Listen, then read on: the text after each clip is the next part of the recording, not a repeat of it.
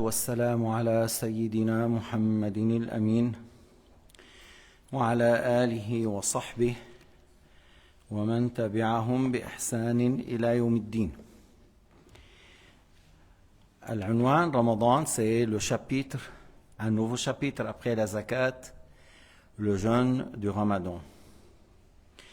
قال الله تعالى كتب عليكم الصيام كما كتب على الذين من قبلكم لعلكم تتقون. Le jeûne était prescrit obligatoire sur vous comme il a été obligatoire pour les communautés précédentes. Et là, on commence à citer les questions à ce sujet. السؤال 210, la question 210, pour qui est-il un devoir de jeûner le mois de Ramadan? Le jeûne de Ramadan est obligatoire sur qui? على من يجب صوم رمضان. Le jeûne de Ramadan est un devoir pour tout musulman responsable capable de jeûner. إذن الصيام يجب على كل مسلم مكلف. لا يقال لغير المسلم صم. On ne dit pas à un non-musulman jeûne. Pourquoi? Parce que le jeûne est une adoration. L'ibada, l'adoration, n'est pas valable si la personne n'est pas musulmane. L'ibada la tasih min kafir. On ne dit pas à un non-musulman, viens faire la prière avec nous, viens jeûner avec nous, viens faire le hajj avec nous. Non. Il faut tout d'abord qu'il embrasse l'islam pour que les adorations soient valables. يجب أن يدخل في الإسلام أولا لتقبل منه الأعمال الصالحة. شرط لقبول الأعمال الصالحة الإيمان. شرط لصحتها الإيمان. Toutes les ibadat, les adorations, pour qu'ils soient accepté et agréé, il faut être musulman. Si la personne n'est pas musulmane, l'ibada n'est pas valable de lui. Alors là, il a dit, le jeûne est obligatoire pour tout musulman responsable, il veut dire pubère, saint d'esprit. Mukallaf, responsable, mukallaf, pubère, saint d'esprit, et capable de jeûner, parce que s'il est âgé, il ne peut pas jeûner, il n'est pas obligé de jeûner, mais il paye la fidya. Celui qui est trop âgé, il n'arrive pas à jeûner. Et celui qui a une maladie incurable, que dans l'habitude ne trouve pas guérison, encore selon Shafi'i, celui-là, il ne jeûne pas, mais il paye la fidya. Mahi al-fidya c'est al-fidya, c'est 2 mains jointes de nourriture de base pour chaque jour. لكل يوم مد من غالب قوت البلد. بأوروبا والشرق الأوسط الرز، في آسيا مثلا الهند وباكستان وبنغلاديش سريلانكا الأرز. Dans certains pays, c'est le riz, et dans certains pays, c'est le riz, dans d'autres, c'est le blé. Même dans certains pays, le maïs, comme l'Éthiopie, le maïs. Il n'est pas valide de la part d'une femme qui a ses règles et d'une femme qui a ses lochis. La femme qui a les menstrues ne jeûne pas, mais elle doit rattraper. Elle doit rattraper. Elle ne prie pas, elle ne rattrape pas la prière. Parce que la prière, c'est chaque jour. Alors, elle n'est pas obligée de prier, elle n'est pas obligée de rattraper. Mais le jeûne, elle n'a pas le droit de jeûner, elle doit rattraper. Elle doit rattraper. الصيام لا يجوز أن تصوم مع الحيض ولكن يجب عليه القضاء. ولكن لا يجوز أن نقول يجب عليك أن تتعاطي مفطر. Si on dit la femme ne jeûne pas pendant les menstrues. La femme, pendant les menstrues, ne jeûne pas. Est-ce que ça veut dire elle doit manger quelque chose, elle doit prendre un petit café? Non, pas du tout. Si elle reste toute la journée, depuis le matin jusqu'au soir, sans manger, sans boire, sans manger, elle a le droit. Mais elle ne s'abstient pas de manger et de boire dans l'intention de jeûner. Alors, elle n'a pas fait l'intention de jeûner, mais elle ne veut pas manger. On ne dit pas, non, tu dois manger un peu de chocolat. Non, c'est pas juste. Ni chocolat, ni café. Elle n'est pas obligée de manger quoi que ce soit. Si elle veut, elle mange. Si elle ne veut pas, elle ne mange pas. Si elle veut, elle boit. Si elle ne veut pas, elle ne boit pas. Mais ce n'est pas un jeûne. D'accord? Alors, le jeûne, c'est le fait de s'abstenir de manger et de boire avec l'intention. Elle n'en a pas fait l'intention.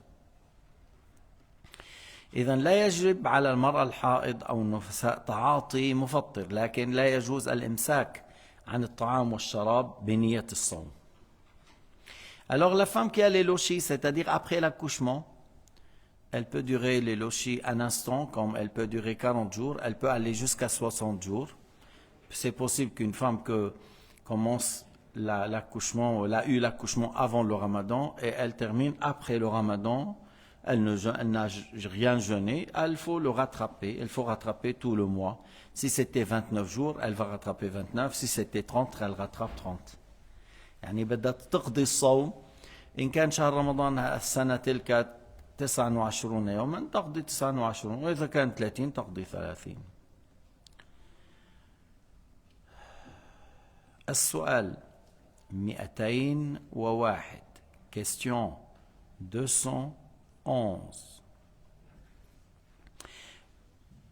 énumère quelques excuses par lesquelles il est permis de ne pas jeûner. هناك أسباب للفطر يجوز الفطر بأسباب يجوز c'est permis de rompre le jeûne suite à certaines causes, certaines raisons.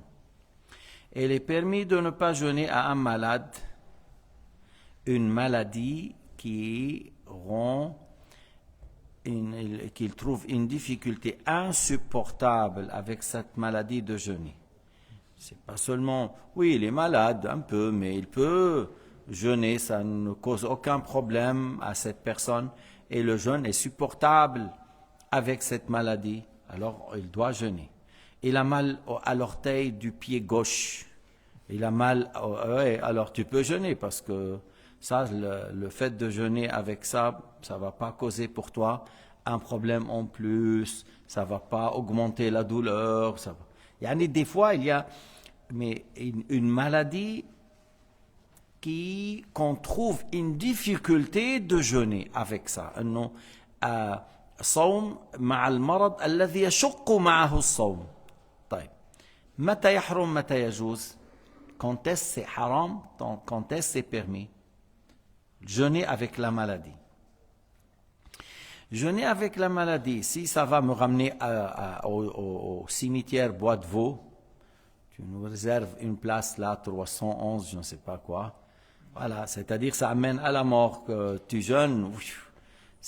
Alors, tu causes du mal, tu sais, tu es sûr que tu vas avoir du mal, tu vas mourir. Tu n'as pas le droit de jeûner. Et le fait de dire non, oui, il y a une difficulté dure, mais je peux la supporter. Mais ça ne va pas me ramener au cimetière ou au chuve, à l'hôpital, mais je peux tenir. Je trouve des difficultés insupportables habituellement, mais moi je veux les supporter, sans causer des dégâts pour la santé ou la mort. C'est permis. C'est permis.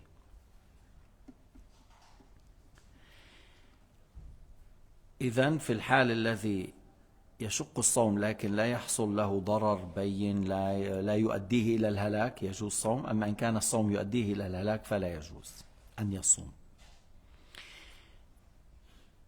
À une femme enceinte, à une femme et à une femme qui allait, si le jeûne présente pour eux une difficulté qu'ils ne peuvent pas supporter, une femme enceinte, une femme qui allait, le fait de jeûner avec ça cause une difficulté insupportable. Elles ont le droit de rompre le jeûne. Des fois, elle te dit, j'ai peur pour moi. Des fois, elle te dit, j'ai peur pour moi et pour l'enfant.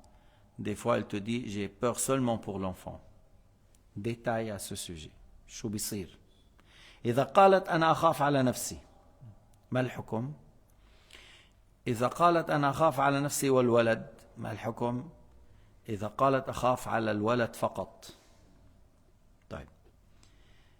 Si elle dit j'ai peur pour moi, j'ai peur pour moi. Si je jeûne, j'ai peur pour moi que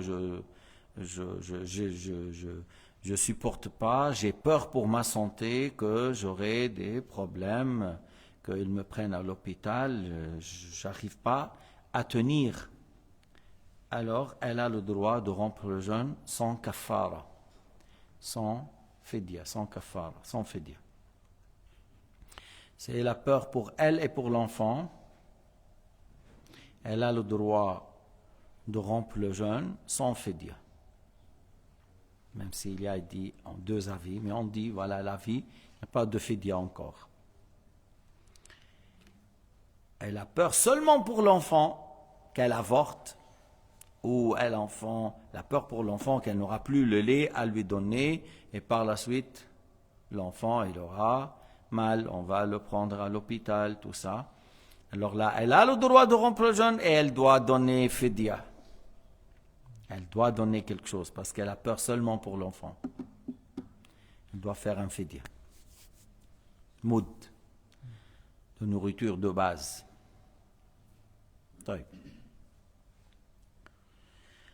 Le rattrapage leur est un devoir pour la femme enceinte qui a rompu le jeûne, pour la femme qui allait, qui a rompu le jeûne, pour la personne qui est malade et la peur pour sa santé, qu'il va à l'hôpital ou au cimetière.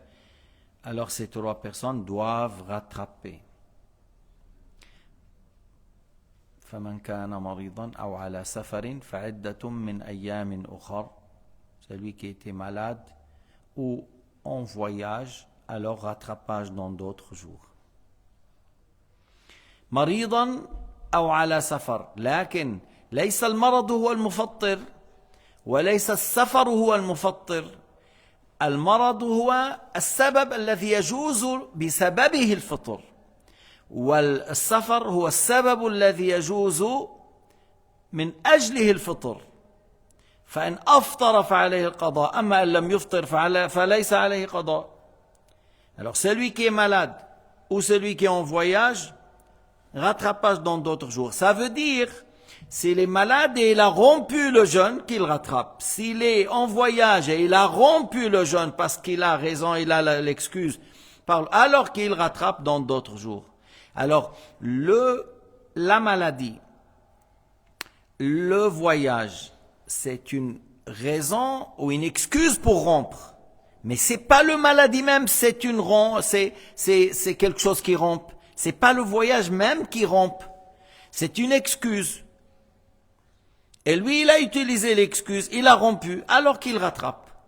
Mais s'il n'a pas utilisé l'excuse, comme je viens de dire, elle est malade, mais il a voulu quand même. Il y a des personnes âgées qui trouvent une difficulté, mais il veut quand même jeûner. Et il y a des gens malades et il veut quand même jeûner. Et il y a des gens qui en voyage, il dit, mais moi je voyage actuellement dans un Ferrari, voilà, un Boeing 707, je ne sais pas, c'est le luxe, j'arrive chez moi sans fatigue, je vais jeûner quand même.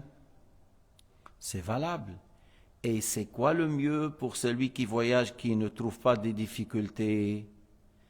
Le mieux, c'est de jeûner. C'est pas le fait de rompre le jeûne. الشيعة تقول أسرت سافرت أفطرت. الشيعة dit si on voyage, voilà, le jeûne n'est pas valable. Et le jeûne n'est pas valable. Tu es en voyage, c'est comme le voyage est une chose qui rompt pas du tout.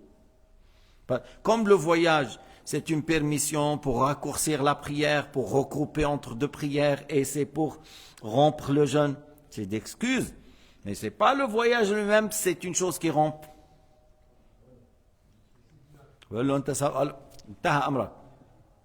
Pour eux, tu es en voyage, c'est fini, tu dois rattraper, même si tu n'as pas rompu. Ils considèrent le voyage lui-même comme une cause pour rompre. Non, c'est pas juste. Une raison, une excuse, on peut rompre, mais s'il n'a pas rompu, le jeûne est valable. Et le mieux, c'est de jeûner s'il n'y a pas une difficulté. Et s'il y a une difficulté, c'est mieux de rompre le jeûne. S'il y a une difficulté avec le jeûne, voyage et jeûne, et on trouve une difficulté, c'est mieux de rompre le jeûne. واضح؟ كامل؟ C'est très clair? طيب.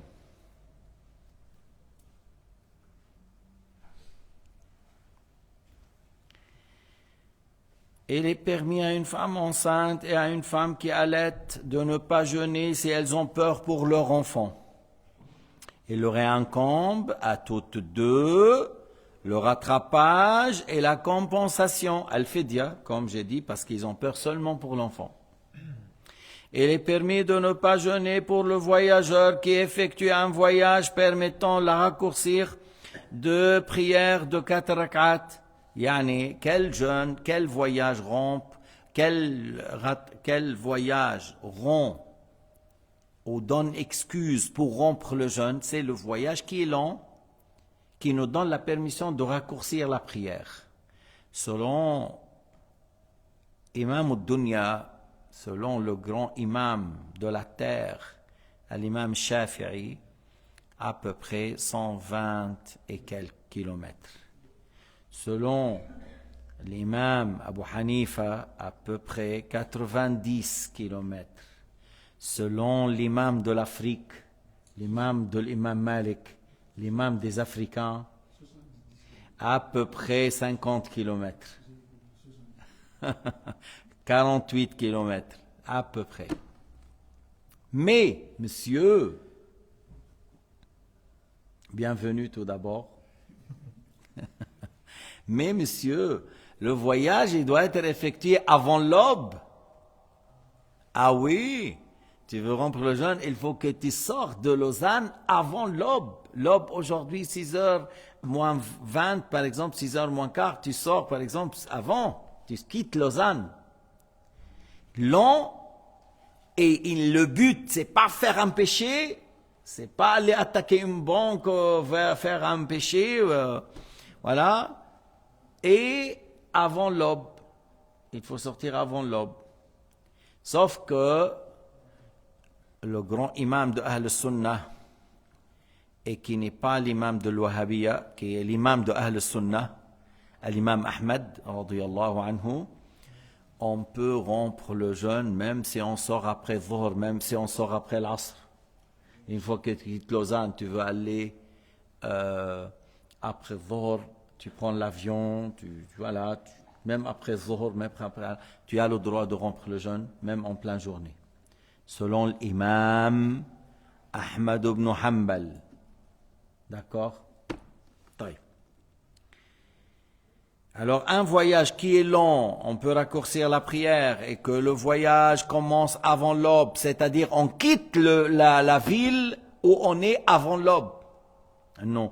السفر الذي يبيح السفر الفطر يشترط أن يكون حصل قبل الفجر غادر المدينة قبل الفجر غادر العمران قبل الفجر ويكون طويل يجوز معه قصر الصلاة الرباعية وألا يكون في معصية لأنه إذا كان سفرك إلى معصية فهذا السفر الذي يكون لمعصية لا يبيح لك لا يعطيك رخصة بالفطر لأن قصدك من هذا السفر فعل معصية. Même si le jeûne ne présente pas de difficultés pour lui, comme on vient de dire, c'est une permission.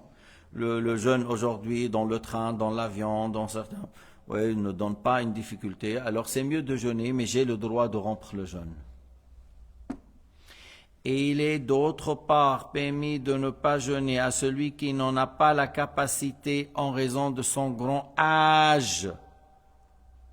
Quelqu'un qui a 99 ans et 11 mois et 28 jours. Yani, il a 100 ans moins un jour. 100 ans et un jour, il n'y a pas de problème. Il est âgé. Une personne, il est âgé. Il ne peut pas jeûner. Et il ne jeûne pas. Mais il faut qu'il nous donne une compensation. Il nous donne à nous, aux pauvres. Il donne aux pauvres. Pour chaque jour, 2 mains jointes de nourriture de base. Ce n'est pas 2 mains jointes de dollars. Ce n'est pas 2 mains jointes de l'or. 2 mains jointes de riz en Afrique. Chez nous, de blé.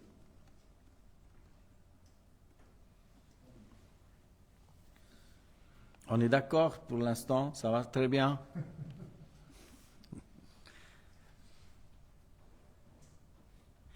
Ou il a une maladie. Et avec cette maladie, soit on a la maladie guérissable d'habitude, alors il rattrape dans d'autres jours. Ou c'est une maladie incurable, d'habitude on ne trouve pas, on vit avec jusqu'à la mort. Et on ne peut pas jeûner. Parce que ça peut causer, ils nous disent il faut manger chaque telle heure, il faut boire chaque telle heure, si tu vois là.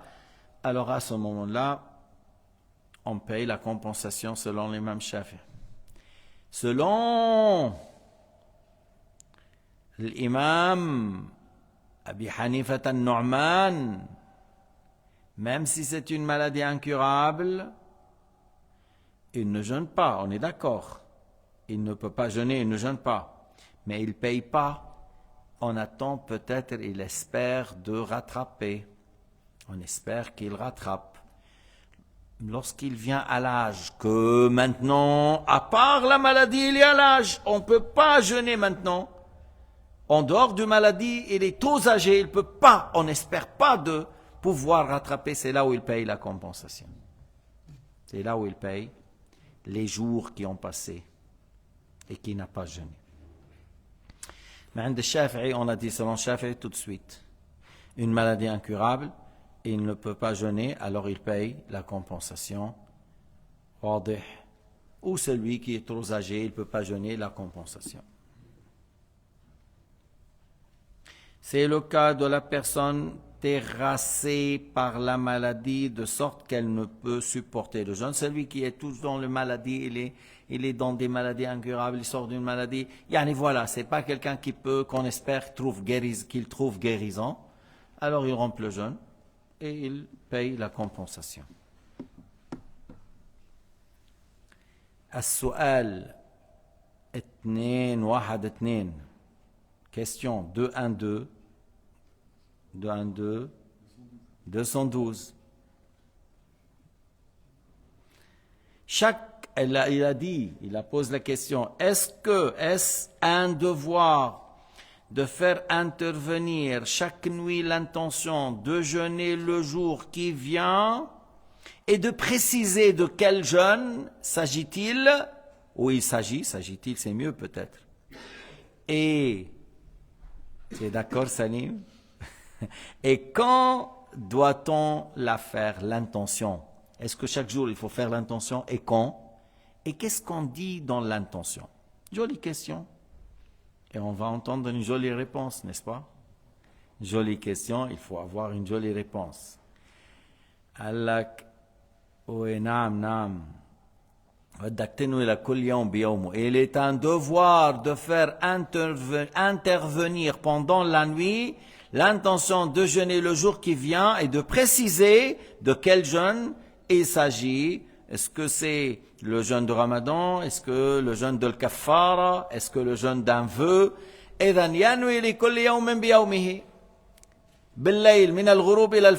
nuit, depuis le coucher du soleil jusqu'à l'aube, c'est là toute la nuit. Il a toute la nuit à faire l'intention, même s'il est dans la prière de Tarawih, voilà, il dit dans le cœur, je fais l'intention de jeûner demain du Ramadan, c'est valable, même s'il est dans la prière. Fais l'intention de jeûner demain du Ramadan. Parce que l'intention, c'est pas dans la langue, c'est par le cœur et pas par la langue. L'intention, c'est le cœur. Pour chaque jour de Ramadan, et ce, en faisant l'intention entre le coucher du soleil et l'apparition de l'aube. De jeûner le jour qui vient. مثلا يقول نويت صيام يوم غد عن أداء فرض رمضان هذه السنة إيمانا واحتسابا لله تعالى. Il dit, je fais l'intention de jeûner demain du Ramadan de cette année par foi et pour l'agrément de Dieu, cherchant l'agrément de Dieu. Voilà. Chaque jour, il fait l'intention. وقال إمام الأئمة الإمام مالك رضي الله عنه يصح بعد ثبوت رؤية هلال رمضان أو إتمام شعبان 30 يوما أن ينوي عن الشهر كله. Il a dit l'imam Malik, une fois que le jeûne est confirmé par la vision du croissant ou par le fait de compléter 30 jours en prenant en considération comment, selon le Malikiya, c'est-à-dire que tu vois le croissant chez toi, pas en Pakistan, chez toi tu as vu le croissant, ou tu complètes Sha'ban 30 jours, tu fais l'intention de jeûner 30 jours du mois de Ramadan de cette année, et c'est valable pour tout le mois. On peut faire ça, et en même temps, après, on fait chaque jour, chaque nuit, parce que des grands imams, comme l'imam Shafi'i, il a dit, chaque jour est une ibadah séparée, comme les 5 prières, c'est des ibadats séparés. Et deux jours, ce sont 2 jours de ibadah, parce qu'entre jour et un jour, tu manges, tu bois, tu dors, voilà, tu fais beaucoup de choses. إذا يمكن أن تنوي عن الشهر كله ثم بعد ذلك تنوي لكل يوم بيومه فتكون إيش احتطت احتياطا جميلا كبيرا. Tu as fait vraiment une très jolie précaution. Si un jour j'ai oublié, j'ai dit de toute façon j'ai fait l'intention pour tout le mois, et de toute façon tu peux faire la nuit, tu peux faire l'intention même 30 fois, il n'y a pas de problème. Lorsque toi tu veux faire un acte de bien, tu dis je le fais Inch'Allah demain lillahi ta'ala, même si tu l'as fait 50 fois, c'est bien, répéter que je veux faire un tel bien, il n'y a pas de problème. Tu peux manger après, tu peux boire après, tu n'es pas obligé de refaire l'intention. C'est pas depuis l'intention que je dois s'abstenir de manger et de boire, je m'abstiens de boire et de manger depuis l'aube. Mais je peux faire l'intention au maghrib, puis après je fais le suhour, je mange, il n'y a pas de problème. ليس من عند النية بدك تتوقف عن الطعام والشراب.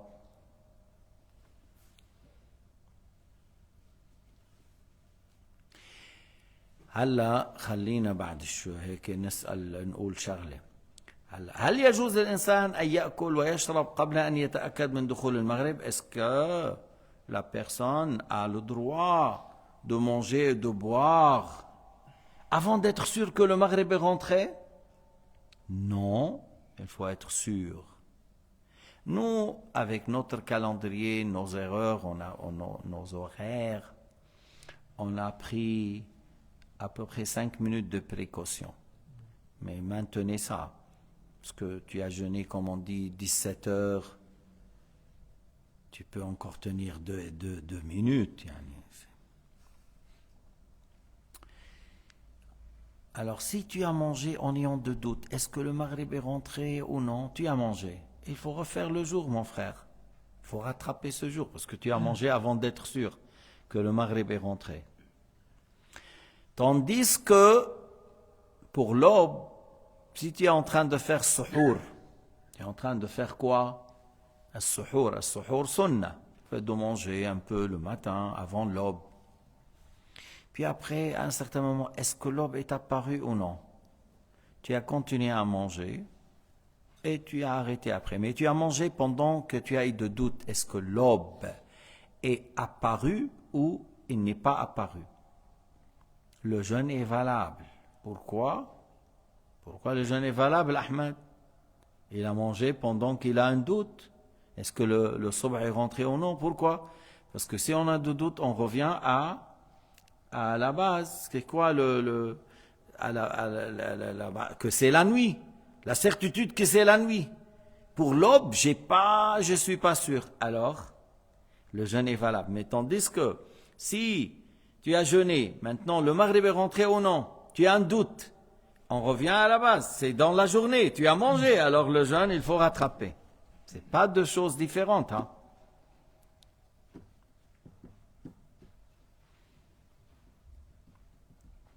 Une question et j'arrête. De quoi est-il un devoir de s'abstenir pour celui qui jeûne? Chou. Masha'Allah, la question, il est tellement bref. De quoi on doit s'abstenir pendant le jeûne? Ah voilà. Et voilà. Il ne faut pas avoir des rapports sexuels. Celui qui a 4 femmes et 200 esclaves, il ne faut pas qu'il fasse quoi que ce soit au rapport intime. Il les salue du loin. Rendez-vous le soir. Le soir, rendez-vous. Mais la journée, tu es mon ami. Je ne vais pas faire 2 mois successifs. Kafara.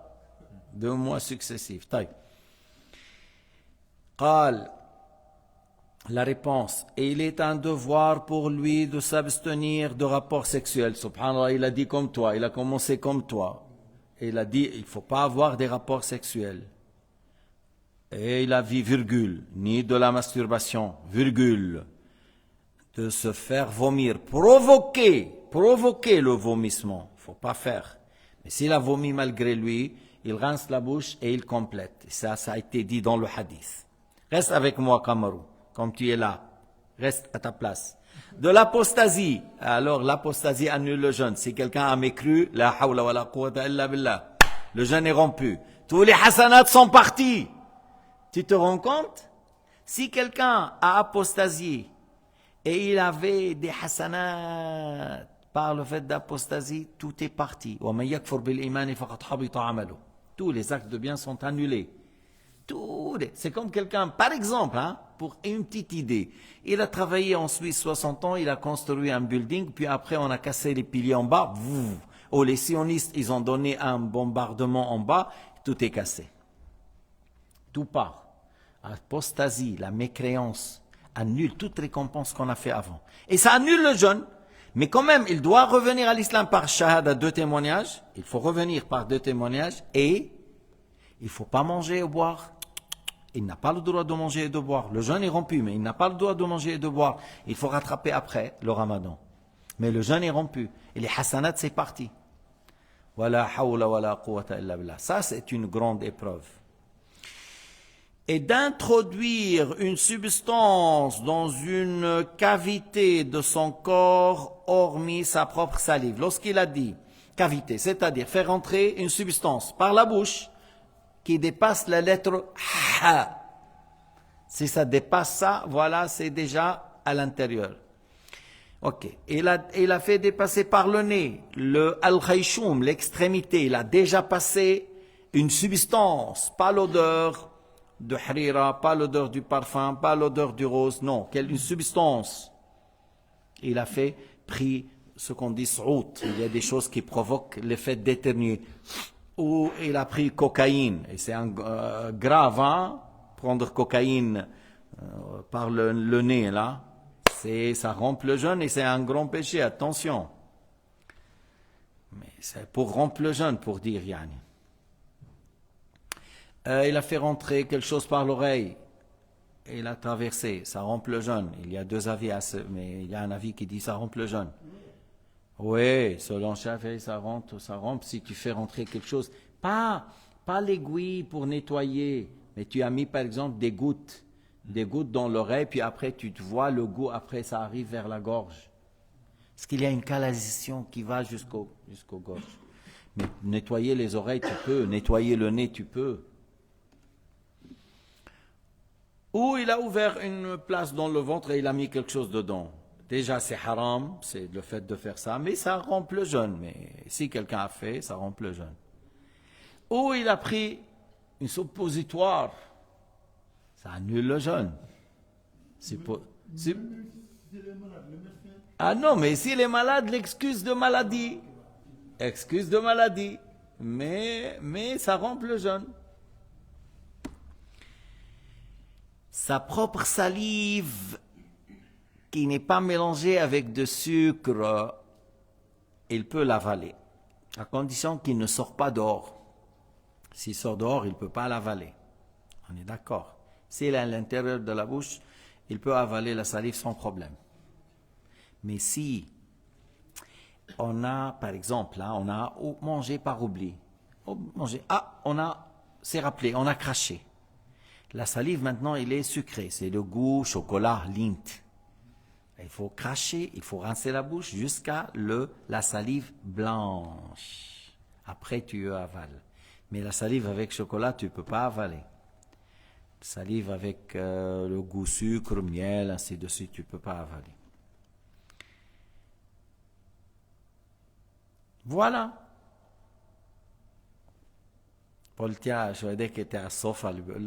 Et voilà, c'est terminé les questions d'aujourd'hui. Et voilà, c'est terminé. Mais pas tout le chapitre du jeûne.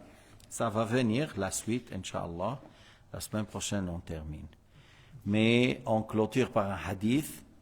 Man sama Ramadan imanan wa ihtisaban, ghufira lahu ma taqaddama min dhanbih.